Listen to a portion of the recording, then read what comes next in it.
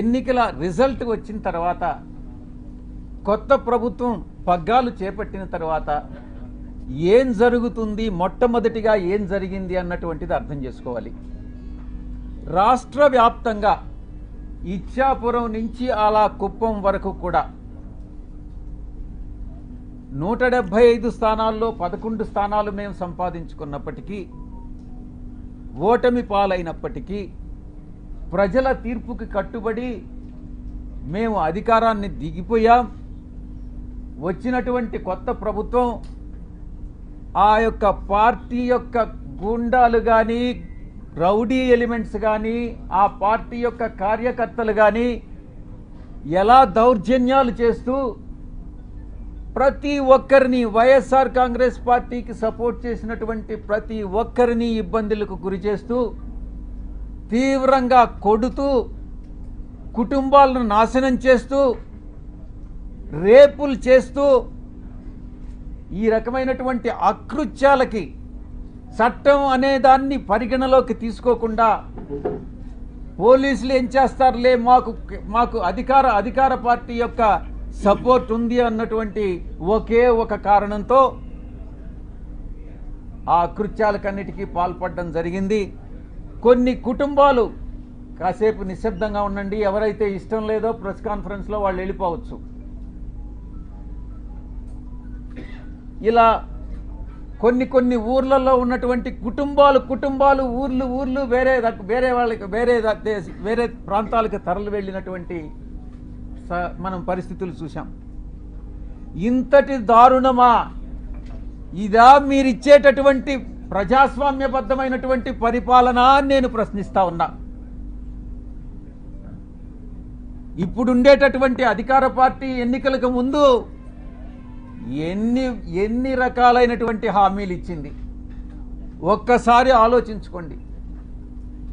Super 4 అనని, super 6 అనని, మేము చట్టబద్ధంగా పరిపాలిస్తామనని, మేమేదో చట్ట వ్యతిరేకంగా పరిపాలించామనని, ఏది ఏమైనప్పటికీ ప్రజల తీర్పును శిరసావహించాం. ప్రజలందరూ కూడా గమనిస్తూ ఉన్నారు.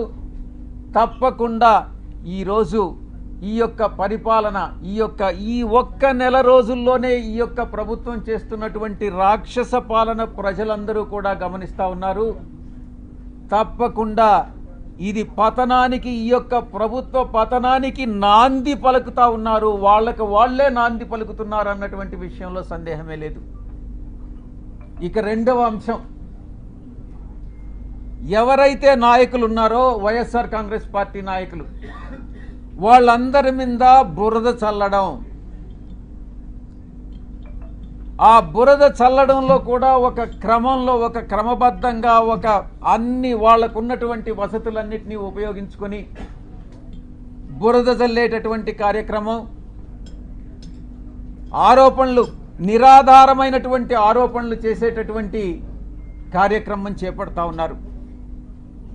ఇదంతా పద్ధతి ప్రకారమే జరుగుతూ ఉంది. నేను ఒక్కటే చెప్తా ఉన్నా, ఎవరైతే ఈ నిరాధారమైన ఆరోపణలు చేశారో, ఎవరైతే నా పేరు ప్రతిష్టలు దెబ్బతీసేదానికి ప్రయత్నించారో, వాళ్ళు ఎంత పెద్దవాళ్ళైనా, ఏ పార్టీకి చెందినటువంటి వాళ్ళైనా, అది మా పార్టీలో వాళ్ళైనా కావచ్చు, అధికార పార్టీకి సంబంధించినటువంటి వాళ్ళైనా కావచ్చు, వదిలే ప్రసక్తే లేదు అని నేను ఘంటాపదంగా చెప్తా ఉన్నా. ఇక ఎవరైతే ఈరోజు ఇంకొక విషయం కూడా చెప్పాలి మీకు. ఎవరో ఒక వ్యక్తి, ఇద్దరు మోటార్ సైకిల్ మీద నిన్న విజయవాడకి మా ఇంటికి వచ్చారట. ఆ ఫోటో కూడా వీడియోలో రికార్డ్ అయింది. వీడెవరో తెలుగుదేశం పార్టీకి చెందినటువంటి ఒక లేడీ, ఒక పురుషుడు.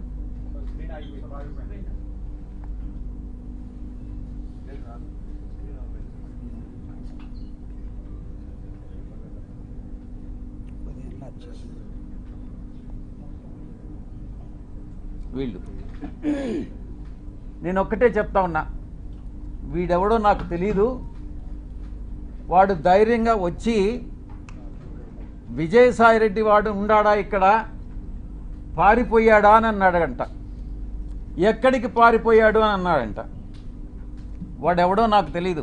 వీడు డెఫినెట్గా తెలుగుదేశం గుండా అయి ఉంటాడు. ఆ గుండా వెనుక ఒక అమ్మాయిని కూడా తీసుకొచ్చాడు. నేను ఒకటే చెప్తా ఉన్నా, ఎవరైనా కూడా, నేను ఈరోజు ఇక్కడ వచ్చాను, నాకేం సెక్యూరిటీ లేదే, ఏ ఒక్క పోలీసు నా దగ్గరికి రాలేదే, నాకు పర్సనల్ సెక్యూరిటీ కూడా లేదే, నేను ధైర్యంగా వచ్చా. వీడెవడో టైం చెప్పి నువ్వు ఫలాని దగ్గరికి రా అని చెప్తే ధైర్యంగా నేను ఒక్కడనే వెళ్తా. ఈ రకంగా ఏదో వచ్చి నేను భయపెట్టేస్తాను, నేను కొట్టేస్తాను, చంపేస్తాను అని ఈ రకంగా భయపెడితే తాటాకు చప్పుళ్ళకు భయపడేటటువంటి వాడిని కాదు అని నేను చెప్తా ఉన్నా. పత్రికాముఖంగా చెప్తా ఉన్నా, వీడికే చెప్తా ఉన్నా. నువ్వు టైం చెప్పరా, నేను వస్తా, లేదా నువ్వు మా ఇంటికి వచ్చి వాడు విజయసాయిరెడ్డి గారు ఎక్కడ అన్నావు కదా, నువ్వే చెప్పు, మీ ఇంటి అడ్రస్ చెప్పు, నేను వస్తా, చూసుకుందామని అన్నటువంటి విషయాన్ని నేను చెప్తా ఉన్నాను. నేను దీన్ని బట్టి ఒకటే అర్థం చేసుకోవాలి, ఏ ప్రభుత్వం అధికారంలో ఉన్నా, ఏ కూటమి అధికారంలో ఉన్నా, మేము ప్రతిపక్షంలో ఉన్నా, భయపడే ప్రసక్తి లేదు. మళ్ళీ తిరిగి వైఎస్ఆర్ కాంగ్రెస్ పార్టీ 5 సంవత్సరాల కాలంలో మళ్ళీ అధికారంలోకి వస్తుంది. మధ్యంతర ఎన్నికలు కానీ వస్తే మళ్ళీ కూడా అధికారంలోకి వస్తుంది. ఎవరైతే తోక ఆడిస్తున్నారో ఆ తోక ఆడిచ్చే వాళ్ళందరినీ తిరిగి కత్తిరిస్తామని నేను పత్రికాముఖంగా చెప్తా ఉన్నా. ఇక బాబాసాహెబ్ అంబేద్కర్ గారు రాజ్యాంగాన్ని రూపొందించినప్పుడు రాజ్యాంగ రూపకర్త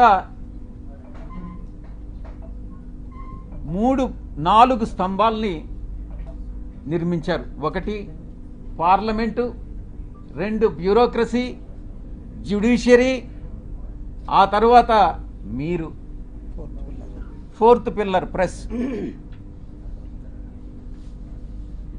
ఏంటి ఉద్దేశం, ఏంటి రాజ్యాంగంలో ఉన్నటువంటి ఉద్దేశం ఏంటి? తరతరాలుగా ఈ యొక్క అణగారినటువంటి వర్గాలు, తరతరాలుగా వెనుకబడినటువంటి వర్గాలు, అది మనునీతి ధర్మం ప్రకారం కుల వృత్తుల వల్ల కావచ్చు, మరి ఏ ఇతర రీత్యా కావచ్చు, ఈ యొక్క అణగారినటువంటి వర్గాలన్నింటినీ కూడా పైకి తీసుకురావాలన్నటువంటి ఉద్దేశంతో రాజ్యాంగంలో ఈ యొక్క 4 స్తంభాలని నిర్మించి చట్టానికి లోబడి మీరు పని చేయండి అని చెప్పినటువంటి మహానుభావుడు బాబాసాహెబ్ అంబేద్కర్ గారు. అందుకే ఈ ఇన్స్టిట్యూషన్స్ అన్నీ కూడా మీకు మీ బాధ్యతలను గుర్తు చేస్తా ఉన్నా. మీడియాకి అంతరాలు లేనటువంటి సమాజమే మన ధ్యేయంగా ఉండాలి అన్నటువంటి చెప్పినటువంటి వ్యక్తి గొప్ప వ్యక్తి బాబాసాహెబ్ అంబేద్కర్ గారు. ఇక అణగదొక్కబడినటువంటి కులాలని ఒక షెడ్యూల్డ్ కులాలుగా పెట్టి, ఒక షెడ్యూల్లో పెట్టి వాళ్ళకి రిజర్వేషన్స్ పాటించమనని, ఆ బాధ్యతని గుర్తు చేయడానికే ఈ బ్యూరోక్రసీ, జ్యుడిషియరీ, ఈ యొక్క పార్లమెంట్ అన్నటువంటి దాన్ని ఆయన రూపొందించడం జరిగింది. దాంట్లో మీ పాత్ర కూడా ఉంది.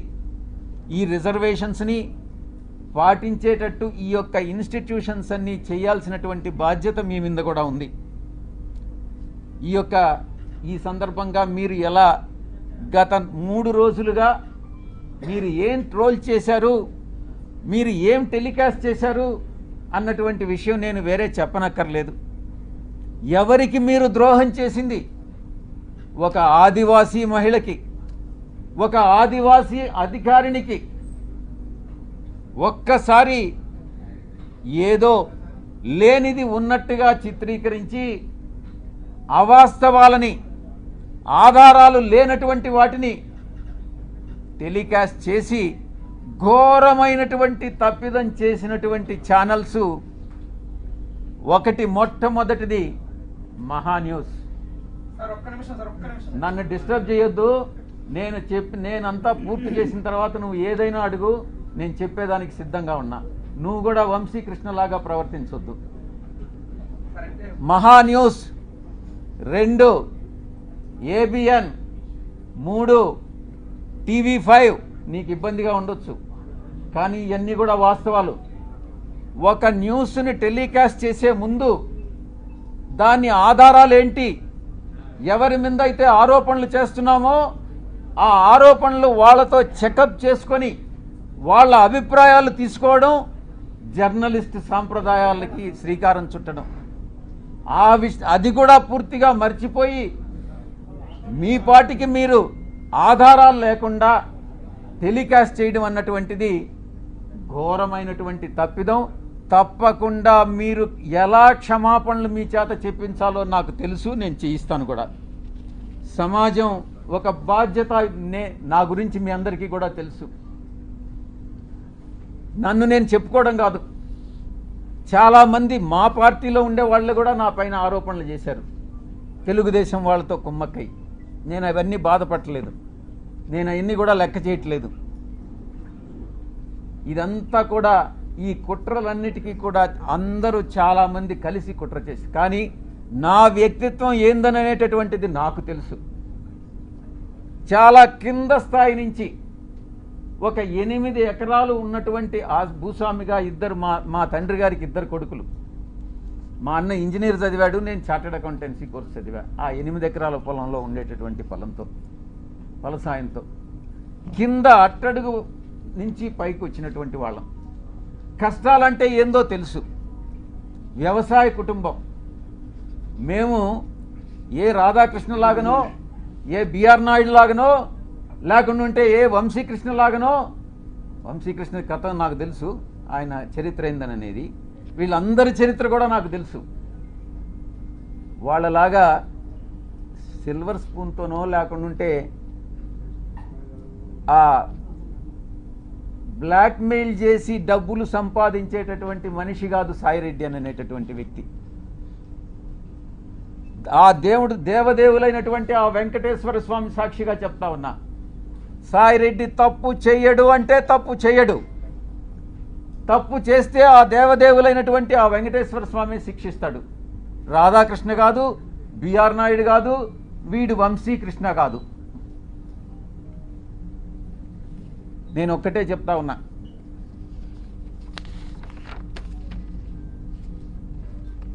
ఒక ఎంపీగా, బాధ్యతాయుతమైనటువంటి ఎంపీగా నా యొక్క బాధ్యతలను నేను నిర్వర్తిస్తా ఉన్నా. ఆ క్రమంలో సమాజాన్ని, అంతరాలు లేనటువంటి సమాజాన్ని తీర్చిదిద్దేదానికి నా వంతు కృషి నేను చేస్తా ఉన్నా. బరి తెగించి హద్దులు మీరి ఇష్టానుసారంగా ఆధారాలు లేకుండా నిరాధారమైనటువంటి ఆరోపణలు ఒక ఆదివాసీ స్త్రీతో సంబంధం ఉన్నట్టుగా మీరు చెప్పి ఈరోజు అదే ఆధారాలు మీరు ఎవరెవరికి సబ్మిట్ చేయాల్సి ఉంటుంది అన్నటువంటి విషయాన్ని నేను రాబోయేటటువంటి నా యొక్క ప్రెస్ కాన్ఫరెన్స్లో నేను ఎక్స్ప్లెయిన్ చేస్తాను. ఈ కుట్ర కుతంత్రాల వెనక ఎవరున్నారు అనే విషయాన్ని నేను ప్రశ్నిస్తా ఉన్నా. నాకు వ్యతిరేకంగా అనైతికంగా ప్రవర్తించినటువంటి వాడు వంశీకృష్ణ, 2 రాధాకృష్ణ, 3 బిఆర్ నాయుడు, 4 వెంకటకృష్ణ, 5 సాంబడు. నేను చెప్తా ఉన్నా, తప్పకుండా మీ అందరూ కూడా చట్టానికి లోబడి మీ అందరి మీద చర్యలు తీసుకోవడం జరుగుతుంది. ప్రతిపక్షంలో ఉన్నాడు వీడు విజయసాయిరెడ్డి, ఏం చేస్తాడు లేనని మీరు తేలిగ్గా తీసుకోవచ్చు. కానీ విజయసాయిరెడ్డి ఒక్కసారి పట్టుబడితే ఆ రోజు రామోజీరావు నాతో తగువేసుకున్నాడు. నేను ఏ రోజు రామోజీరావుని కలవలే. 1 సంవత్సరం రోజులు ట్విట్టర్ ద్వారా రామోజీరావుని నేను ఎదిరించా, వేధించా. ఏం చేశాడు? అదేవిధంగా అటు రాజ్యాంగబద్ధంగాను నాకున్నటువంటి ఏ అయితే వసతులు ఉన్నాయో అన్ని వసతులను ఉపయోగించి వీళ్ళందరికీ కూడా బుద్ధి చెప్తాను అన్నటువంటి విషయాన్ని నేను తెలియజేస్తా ఉన్నా. ఇక యూట్యూబ్ ఛానల్స్ కావచ్చు, కొంతమంది సోషల్ మీడియాలో గ్రూప్స్ క్రియేట్ చేశారు. ఆ గ్రూప్స్ కానీ చట్టరీత్యా నేను చర్యలు తీసుకోపోతున్నాను అన్నటువంటి విషయాన్ని నేను మీకు తెలియజేస్తా ఉన్నా. ఆ చర్యలు ఏందనేది కూడా మీకు చెప్పి చేస్తాను. మీకు వెన్నుపోటు పొడిచేటటువంటి ఉద్దేశం నాకు లేదు. మీకు చెప్పి చేస్తాను. ఫస్ట్ మొట్టమొదటిగా మిగతా వాళ్ళని పక్కన పెట్టినా కూడా వంశీకృష్ణ అనే వాడిని మాత్రం నేను వదలను. తప్పకుండా ప్రివిలేజ్ మోషన్ పార్లమెంటులో మూవ్ చేస్తాను. వీడు చేసినటువంటి అన్యాయానికి, అన్యాయమైనటువంటి నిరాధారమైనటువంటి ఆరోపణలకి. 2, ఎడిటర్స్ గిల్డ్ ఆఫ్ ఇండియాకి కంప్లైంట్ చేస్తా. 3, ప్రెస్ కౌన్సిల్ ఆఫ్ ఇండియాకి కంప్లైంట్ చేస్తా. నేషనల్ ఉమెన్ కమిషన్కి కంప్లైంట్ చేయిస్తా. నేషనల్ ట్రైబల్ కమిషన్కి కంప్లైంట్ చేయిస్తా. నేషనల్ హ్యూమన్ రైట్స్ కమిషన్కి కంప్లైంట్ చేయిస్తా. ఆంధ్రప్రదేశ్ ఎస్టీ కమిషన్కి కంప్లైంట్ చేయిస్తా. డిఫమేషన్ కేసు ఫైల్ చేస్తా. నేనే చేస్తా. యూనియన్ ట్రైబల్ మినిస్టర్ని కలిసి వీడు చేసేటటువంటి అన్యాయాలు, వీడు చేసేటటువంటి అకృత్యాలు, వీడు చేసేటటువంటి బ్లాక్మెయిల్స్, వీడు చేసేటటువంటి ఇండస్ట్రియలిస్ట్ అందరినీ కూడా పిలిచి వాళ్ళని బెదిరించి, నీ ఇండస్ట్రీలో ఇవన్నీ తప్పులు చేశావు, నువ్వు ఇంత నాకు బ్లాక్మెయిల్ అమౌంట్ కట్టు అని బెదిరింపులను కూడా నేను కేంద్ర మంత్రికి నేను విన్నవిస్తా. ఇక నేనే టేకప్ చేస్తా నా మిత్రుల సహాయంతో. ఉమెన్ ఆర్గనైజేషన్స్ ఏవైతే ఉన్నాయో ఆ women organisations, SC ST organisations అందరినీ కూడా సమైక్యంగా ఏకీకృతం చేసి వీడి మీద చర్యలు తీసుకునేటటువంటి ఏర్పాట్లన్నీ కూడా చేస్తాం. ఇక కాన్స్టిట్యూషనల్ బాడీస్ ఏదైతే ఉన్నాయో న్యాయం కోసం ఇతన్ని శిక్షించేదానికి ఏదైతే చేయాలనో ఆ ప్రతి ఒక్కటి చేస్తానని నేను మీ అందరికీ కూడా తెలియజేస్తా ఉన్నా. ఒక ఆడబిడ్డని, ఒక ఆదివాసీ బిడ్డని బజారుకి ఇచ్చి నా వ్యక్తిత్వం మీద, నా ఎదుగుదల మీద, ఒక పేదలకి సేవ చేయాలి, ప్రజాసేవ చేయాలి అన్నటువంటి ఆలోచన కలిగినటువంటి నా మీద కుట్ర బన్ని ఈ యొక్క వ్యక్తి, ఈ వంశీకృష్ణ అనేటటువంటి వ్యక్తిని ఎటువంటి పరిస్థితుల్లో వదిలేదే లేదు అని నేను ఖరాఖండిగా చెప్తా ఉన్నా. వీటన్నిటికీ మించి ఒక ప్రైవేట్ మెంబర్ బిల్ పార్లమెంటులో సోషల్ మీడియాని, ఇటు ఈ యొక్క వెధవలు ఎవరైతే ఉన్నారో జర్నలిస్టులుగా వీళ్ళని శిక్షించేటటువంటి బిల్లుని ఒకటి ప్రవేశపెట్టాలన్నటువంటి ఆకాంక్ష కూడా నాకు ఉంది అని నేను తెలియజేసుకుంటా ఉన్నా. ఇక అమానవీయ రీతిలో, మానవత్వం లేనటువంటి రీతిలో, ఇన్హ్యూమన్గా, అసహ్యకరమైనటువంటి రీతిలో, జుగుప్సాకరంగా మహా ఛానల్లో ఇష్టారీతిన మాట్లాడితే ఇక్కడ ఎవరు గమ్ముకుంటారు? నీకేమైనా ఒడుగున కొమ్ములు వచ్చాయా? నువ్వు ఒక అధికారంలో ఉన్నటువంటి ఒక సామాజిక వర్గానికి చెందిన వాడివని భయపడతామా? నోడల్ ఎంపీగా ప్రభుత్వ కార్యక్రమాలకు హాజరైనప్పుడు చాలామంది అధికారులు హాజరవుతారు, చాలా అడుగుతారు, చేయగలిగినవి అన్నీ చేస్తాం. నేను ఇక్కడ ఉన్నప్పుడు ప్రజా దర్బార్ నిర్వహించేవాడిని. చాలామంది ప్రజలు చాలా విషయాలు అడిగేవాళ్ళు, చాలామంది కలుస్తారు. విధి నిర్వహణలో భాగంగా వీళ్ళందరూ కూడా కలవడం జరుగుతుంది. కలిస్తే తప్ప, కలిస్తేనే సంబంధం అంటగట్టేస్తారా? తారతమ్యాలు అనేటటువంటివి లేవా? వయసు అన్నటువంటిది తెలీదా? సహాయం కోసం 1-2 సార్లు నా కార్యాలయానికి వస్తే చాలామంది వచ్చారు, మీలో కూడా చాలామంది వచ్చారు. జర్నలిస్టులు కూడా ప్లాట్లు అడిగారు. నేను చేయగలిగిందంతా నేను చేశాను, విశాఖపట్నంలో ముఖ్యంగా. అప్పుడు జర్నలిస్టులకు తెలీదా? ఒక రాజకీయ నాయకుడిని ఈ రకంగా ద్వారా లబ్ధి పొందకూడదు. ఒకవేళ మీరే జర్నలిస్టులు మీకు ప్లాట్ లేదని అలాట్ చేసి ఉంటే, మీకు అలాట్ చేసినటువంటి వాళ్ళలో ఎవరైనా మహిళలు ఉంటే వాళ్ళకి నాకు సంబంధం అంట కట్టేస్తారా? ఏమైనా బుద్ధుండి ఇటువంటి ప్రసారాలు చేస్తారా అని నేను ప్రశ్నిస్తా ఉన్నా. అలాంటి వ్యవహారాల్లో నన్ను తీసుకురావడంలో ఒక పెద్ద కుట్ర ఉంది. దీని వెనక వంశీకృష్ణ వెనక ఎవరుండారు అన్నటువంటి విషయం కూడా నాకు తెలుసు. స్వయానా ఆమె చెప్పింది, ఆ ఆదివాసీ మహిళే చెప్పింది అధికారిని, సాయిరెడ్డి తండ్రి లాంటి వాడు అనని. బుద్ధి ఉండాలి ఎవరికైనా టెలికాస్ట్ చేసేవాడికి. మనిషి అన్నవాడు మనిషి పుట్టుంటే, కడుపుకి అన్నంగాని తింటా ఉంటే, ఎటువంటి వ్యక్తి కూడా, అటువంటి వ్యక్తులు, మానవత్వం ఉన్నటువంటి వ్యక్తులు ఎవరు కూడా ఇటువంటి విషయాలు టెలికాస్ట్ చేయరు. ఇంకా కూడా చెప్పాలంటే, ఈ వంశీకృష్ణ అనేవాడు ఒక అమ్మ అబ్బకు పుట్టుంటే, వీడు నిజంగా ఒక మనిషి అయి ఉంటే ఇటువంటి అక్రమ సంబంధాలు మనసులో కూడా, మైండ్లో కూడా రావు. వీడు మనిషే కాదు అన్నటువంటి విషయాన్ని నేను చెప్తా ఉన్నా. సాధారణంగా ఇలాంటి కంప్లైంట్స్ వస్తే ఏ పోలీస్ స్టేషన్కో పోతారు. సర్ప్రైజింగ్గా ఈ కంప్లైనెంట్ ఎవరో ఒక కాన్ఫిడెన్షియల్ లెటరు ఎండోమెంట్ కమిషనర్కి ఇచ్చాయట. ఆ బుద్ధి లేని ఎండోమెంట్ కమిషనరు దాన్ని ఎందుకు లీక్ చేశాడో నాకైతే అర్థం కాల. కాన్ఫిడెన్షియల్గా ఎంక్వైరీ చేయాల్సినటువంటి ఒక అధికారి దాన్ని మీడియాకి ఎలా ఇస్తాడు? అధికారికి బుద్ధి లేదు, తీసుకునేటటువంటి మీడియాకి ఎలా బుద్ధి లేదని నేను ప్రశ్నిస్తా ఉన్నా. నిజానిజాలు ఒకవేళ తీసుకున్నారు, నిజానిజాలు అన్నటువంటివి తెలుసుకోకుండా విచక్షణారహితంగా ఉద్దేశపూర్వకంగా బహిర్గతం చేయడంలో, కుట్రలో ఒక భాగంగా మీరు ఇలాంటివి టెలికాస్ట్ చేస్తారా అని నేను ప్రశ్నిస్తా ఉన్నా. ఈ యొక్క మీడియా, ఒక సెక్షన్ ఆఫ్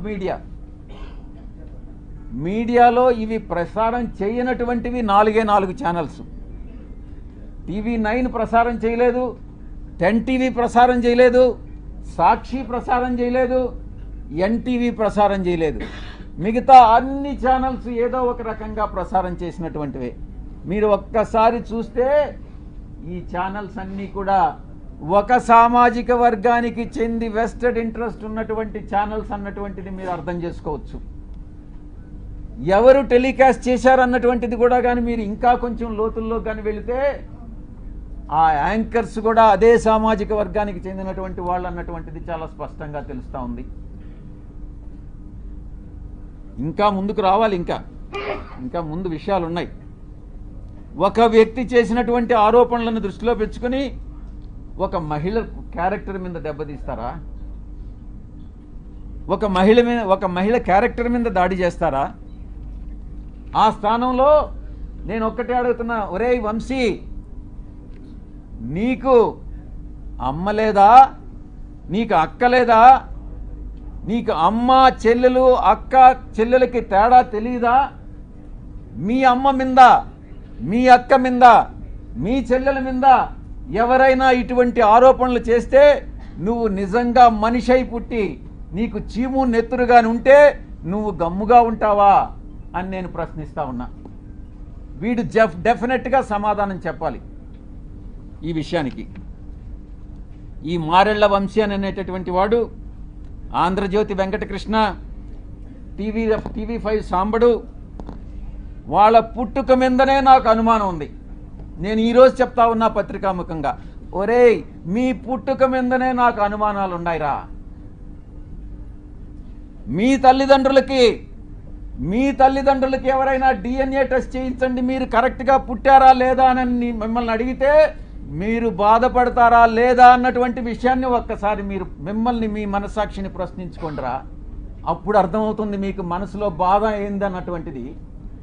ఆరోపణలు చేయడం కాదు, బ్లాక్మెయిల్ చేయడం కాదు, డబ్బులు సంపాదించడం కాదు, మనిషి పుట్టిన తర్వాత సమాజానికి సేవ చేయడం రా ముఖ్యం.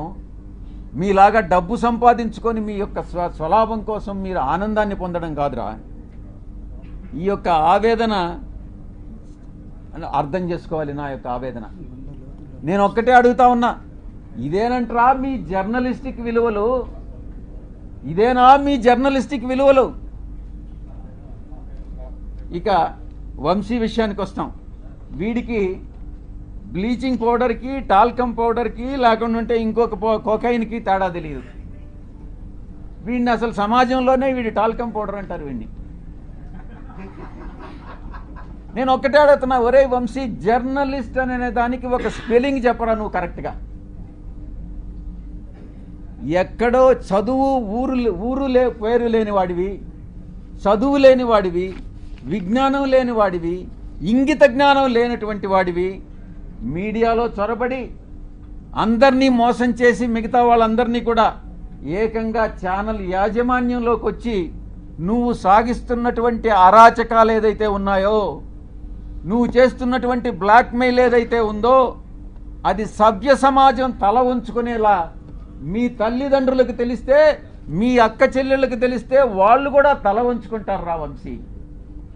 ఇది నీ యొక్క పరిస్థితి. ఒక్కసారి మీ ఛానల్లో పనిచేసేటటువంటి మీ యొక్క మహిళా ఉద్యోగుల్ని ఒక్కసారి అడిగి చూడు, నీ గురించి ఏమనుకుంటున్నారనేటటువంటి విషయం, నీ వెనక ఏమనుకుంటున్నారనేది ఒక్కసారి తెలుసుకోరా.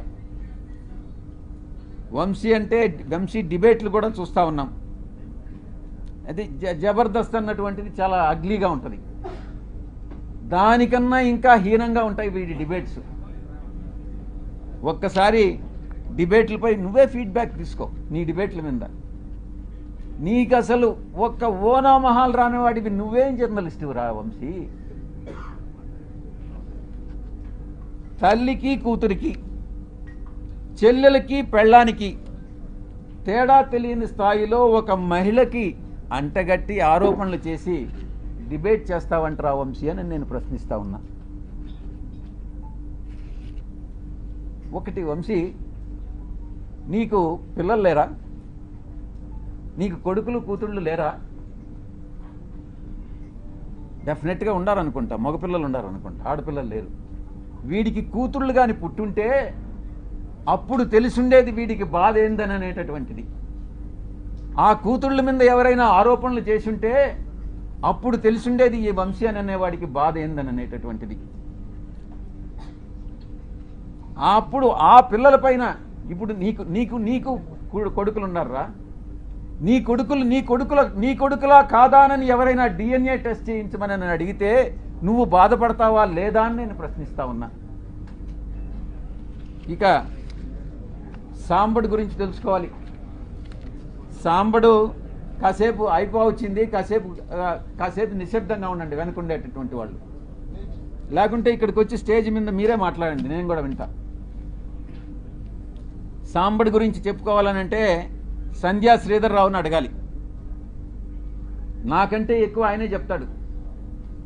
వీడి పెట్రోల్ బంకుని ఎలా దోచేసింది, ఎవరిని లోపరుచుకొని అడుక్కునే స్థాయి నుంచి ఆడంబరం స్థాయి వరకు ఎలా వెదిగాడు వీడి సాంబడు, సంధ్యా శ్రీధరే ఎక్కువ బాగా చెప్తాడు. ఇక ఏబిఎన్ డిస్కషన్లో చేసేటటువంటి వెంకట్ గాడు ఉన్నాడు. వీడు ప్రముఖ సినీ దర్శకేంద్రుడు దగ్గర పనిచేసే ఒక అమ్మాయిని సైట్ కొట్టి జర్నలిస్ట్ కాలనీలో ఆ అమ్మాయికి కూడా సైట్ కావాలని అక్రమంగా ఆ జాబితాలో పేరు పెట్టించి ఆ తర్వాత ఈటీవీలో ఉద్యోగం పోగొట్టుకున్నటువంటి వాడు వీడు వెంకట్ అనేవాడు. వీళ్ళందరూ కూడా జర్నలిస్టులు, తెలుగు జర్నలిస్టు ప్రమాణాలు పాటించేటటువంటి గొప్ప జర్నలిస్టులు. ఇది ఆ తెలుగు జర్నలిజం యొక్క కథ. కనీస నైతిక విలువలు, మానవ సంబంధాల మీద అవగాహన లేనటువంటి వాళ్ళు జర్నలిస్టు ముసుగులో వీళ్ళందరూ కూడా బ్లాక్మెయిలర్స్ని నేను కొన్ని ప్రశ్నలు అడగదలుచుకున్నా. 3 ప్రశ్నలు. ఒరే వంశీ, నువ్వు జవాబు చెప్పు. క్యారెక్టర్ అసాసినేట్ చేయడానికి ఎందుకు ప్రయత్నిస్తున్నావు రా అని అడుగుతా ఉన్నా. 2, నీ క్యారెక్టర్ని ఎవరైనా ఇబ్బంది పెడితే నువ్వు చూస్తూ ఊరుకుంటావా అని ప్రశ్నిస్తా ఉన్నా. ఎలాంటి ఆధారం లేకుండా నీ పేరుని ఎవరో మహిళతో లింక్ చేసి DNA టెస్ట్ చేయమని అడిగితే నువ్వు గమ్ముకుంటావా అని ప్రశ్నిస్తా ఉన్నా. ఈ 3 ప్రశ్నలకి నువ్వు సమాధానం చెప్పరా, నువ్వు నిజంగా జర్నలిస్ట్ అయితే. మనమందరం కూడా నాగరిక సమాజంలో ప్రజాస్వామ్య దేశంలో జీవిస్తున్నాము అన్నటువంటి స్పృహ నీకు ఉందా అని ప్రశ్నిస్తా ఉన్నా. అసత్యమైనటువంటి అమానవీయమైనటువంటి ప్రసారాలను వేగవంతం చేసే అవకాశం ఉన్నటువంటి ఈ రోజుల్లో కనీస విచారణ లేకుండా ఎవరు నిజంగా ఈ యొక్క ఇన్ఫర్మేషన్ కరెక్టా కాదా అన్నటువంటిది కూడా తెలుసుకోకుండా తిరిగి టెలికాస్ట్ చేయడం శిక్షార్హమైనటువంటి నేరం అని నీకు తెలియదా? అయినా నువ్వు చదువుకోలేదు, నీకేం తెలియదని నాకు తెలుసు, అయినా నీకు నేర్పిస్తా ఏం చేయాలన్నటువంటిది. దీన్ని ప్రజలు హర్షించరు అని నేను తెలియజేస్తా ఉన్నా. ఇక ఇంకొక విషయం కూడా నేను మీకు చేయదలుచుకున్నా. గతంలో ఒక 2.5 సంవత్సరం కిందట అప్పట్లో రామోజీరావు మీద కోపం వచ్చి నేను కూడా ఒక ఛానల్ స్టార్ట్ చేయాలని నేను ఒక నిర్ణయం తీసుకున్నా. అది ఓపెన్గా కూడా అనౌన్స్ చేశాను. కానీ కొన్ని కారణాల వల్ల మా అధ్యక్షులు నువ్వు అనవసరంగా లాస్ అయిపోతావన్నా, ఎందుకు మన ఛానల్ ఉంది కదా అని అంటే మళ్ళీ గమ్మైపోయా. కానీ ఈరోజు నిర్ణయం తీసుకున్నా, అరే వీడు దేనికి పనికిరానటువంటి వాడు ఈ వంశీ అనేటటువంటి వంశీగాడు ఛానల్ స్టార్ట్ చేయంగా ఒక ఎంపీగా ఉండి సమాజంలో ఒక పలుకుబడి ఉండి ఒక మంచి సేవ చేయాలన్నటువంటి దృక్పథం ఉన్నటువంటి నేను ఛానల్ స్టార్ట్ చేయలేనా? ఇన్ని రోజులు నేను ఎందుకు కాలయాపన చేశానన్నటువంటి తపన ఈరోజు నాలో మొదలైంది. తప్పకుండా ఛానల్ స్టార్ట్ చేస్తాను. మళ్ళీ నిర్ణయం తీసుకున్నా. ఈసారి ఎవరు చెప్పినా కూడా వినేది లేదు. ఛానల్ ప్రారంభం చేసి తీరుతా అతి త్వరలో. వీళ్ళందరి దుశ్చర్యలు ఈరోజు ఏదైతే ఈ యొక్క కుల ఛానల్స్ ఉన్నాయో, కుల పత్రికలు ఉన్నాయో, వీళ్ళందరినీ కూడా ఎండగడతాను అని నేను పత్రికాముఖంగా తెలియజేసుకుంటా ఉన్నా. త్వరలో ప్రారంభం చేస్తాం. ఈ ఛానల్ చాలా న్యూట్రల్గా ఉంటుంది. కులాలకి, మతాలకి, రాజకీయ పక్షాలకి అతీతంగా ఉంటుంది. న్యూట్రాలిటీ అంటే న్యూట్రాలిటీనే. విజయసాయిరెడ్డి ఏ రాజకీయ పక్షంలోనైనా ఉండొచ్చు, కానీ ఛానల్ వచ్చేటప్పటికి న్యూట్రల్ ఛానల్ మాత్రమే మెయింటైన్ చేస్తాం, న్యూట్రాలిటీ మెయింటైన్ చేస్తామని నేను సవినయంగా తెలియజేసుకుంటా ఉన్నాను. ఇక బడుగు బలహీన వర్గాలకు సంబంధించి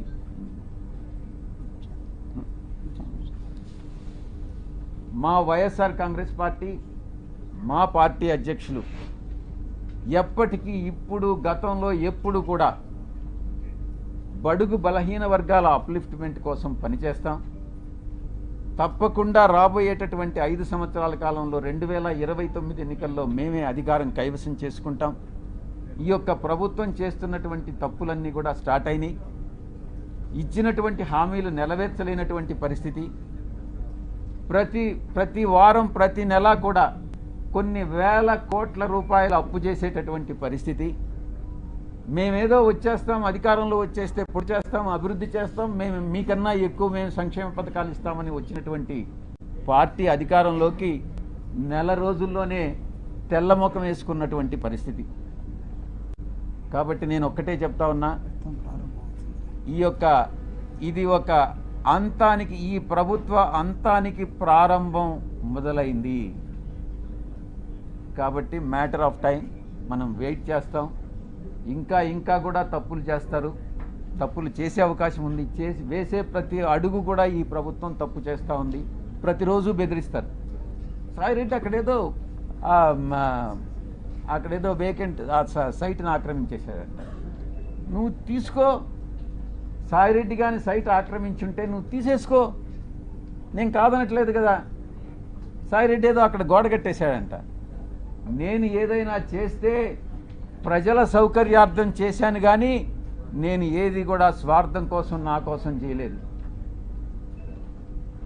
ఏదైనా అక్కడేదో భీమిల్లో బ్రిడ్జి కట్టించానని ఆరోపణలు చేస్తున్నారు, కొట్టేస్తామని. కొట్టేయండి, ప్రజల కోసం కట్టించాను, ప్రభుత్వ ప్రాపర్టీని ప్రొటెక్ట్ చేశాను, నా సొంత డబ్బులు 2 కోట్లు ఖర్చు పెట్టుకున్నాను, దాన్ని మొత్తం క్లీన్ చేశాను. మీరే తీసుకోండి, నేనేమన్నా ఆక్రమించుకున్నానా? ఇటువంటి ఆరోపణలు చేసేటటువంటి మంత్రులకి, శాసనసభ్యులకి, పార్టీలకి నేను ఒక్కటే చెప్తా ఉన్నా, మీ ఇష్టం, చేసుకోవాల్సింది చేసుకోండి. ఎటువంటి పరిస్థితుల్లో భయపడేది లేదు అన్నటువంటి విషయాన్ని స్పష్టంగా చెప్తా ఉన్నా. సార్ ముఖ్యంగా విశాఖలో ఇన్ని లక్షల మంది ఉండగా మదన్ మోహన్ అనే వ్యక్తి మీ మీద ఎందుకు కంప్లైంట్ ఇచ్చారు? ఎవడా మదన్ మోహన్? ఎవరైతే మీరు చెప్తున్నారో దళిత వాడెవడో కూడా నాకు తెలియదు. ఆడెవడో చెప్పు, నేను చెప్తా. సార్ ఇంత ప్రెస్ మీట్ లోని అదే మదన్ మోహన్ అనే అతను మీ పేరు, మీ లెటర్ లోని మీ పేరు ప్రస్తావించారు, కానీ మీరు ఎక్కడ ఆ వ్యక్తి మీద ఒక మాట అసలు మీకు పరిచయం గతంలో ఏమైనా ఉందా లేదా? ఒకటి సార్, ఇక్కడ డైరెక్ట్ గా ఎంపీ విజయ్ సార్ మెన్షన్ చేశారు సార్ పేపర్. అంటే నేను ఒకటి చెప్తా, మీ ఒక్కడి పేరు మెన్షన్, నేను ఒకటి చెప్తా. నెక్స్ట్ మీడియాకి అదే నేను చెప్పేది వినవే, ఒక్కొక్క ప్రశ్న అడగవయ్యా.